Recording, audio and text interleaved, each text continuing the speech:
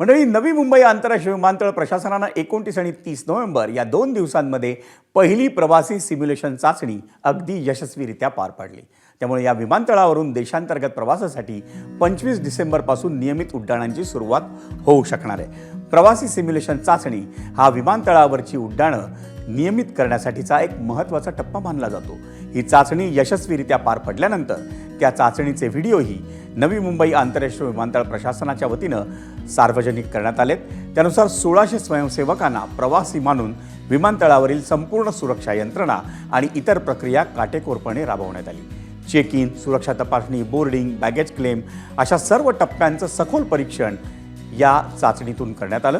विमानतळाच्या आत शिरल्यापासून ते थेट बोर्डिंग पास मिळवणं आणि सोबत आणलेलं सामान हे बॅगेज क्लेम करण्यापासून साऱ्या प्रक्रियेची रंगीत तालीम घेण्यात आली। या चाचणीमध्ये इंडिगो, अकासा एअर आणि एअर इंडिया एक्सप्रेस या कंपन्यांनी सहभाग घेतला।